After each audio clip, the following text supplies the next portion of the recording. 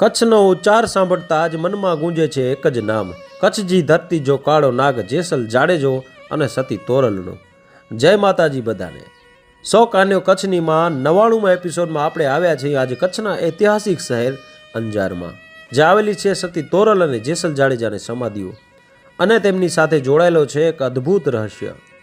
આમ તો આખી દુનિયા જાણે છે કે કુટુંબિક મતભેદના કારણે જેસલ જાડેજાએ બારવટાનો માર્ગ અપનાવ્યો હતો અને તેમની તોળી ઘોડીના ડાબલાઓથી કચ્છની ધરતીને ધમરોડી. એમના નામ માત્રથી જ લોકો થરથર કંપતા, એવો વિકરાળ અને ભયાનક તેમનો સ્વભાવ હતો. પણ જ્યારે તેમનો સતી તોરલ સાથે ભેટો થયો ત્યારે તેમનું હૃદય પરિવર્તન થયો અને તેમણે ભક્તિ ભાવનો માર્ગ અપનાવ્યો અને કચ્છની ધરતી પર અનેક પરચા પૂર્યા. તેમના ગયા પછી પણ તેમની સમાધિઓ પણ જાણે તેમની સાક્ષી પૂર્તિ આજ કચ્છમાં જીવંત છે અને તેના પાછળ છોડી ગઈ છે એક ઊંડો રહસ્ય. આ સમાધિઓ વિશે એવી લોકવાયકાઓ છે કે આ સમાધિઓ દર વર્ષે થોડી થોડી નજીક આવતી જાય છે.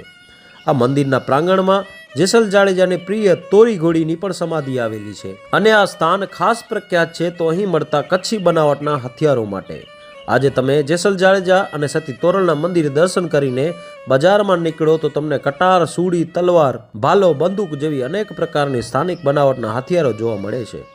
બહારથી આવતા લોકો કચ્છ ભ્રમણ કરતી વખતે સર્વપ્રથમ આ મંદિરે નમન કરે છે અને અહીંથી પોતાના પ્રિયજનો માટે નિશાની સ્વરૂપ અહીંના હથિયારો સાથે ભેટ સ્વરૂપે લઈ જાય છે. આમ કચ્છની ધરતીના બે અમર પાત્રો આજે પણ કચ્છની ભૂમિ પર દેવ થઈ પૂજાય છે. જય હો સતી તોરલ, જય હો જેસલ જાડેજા.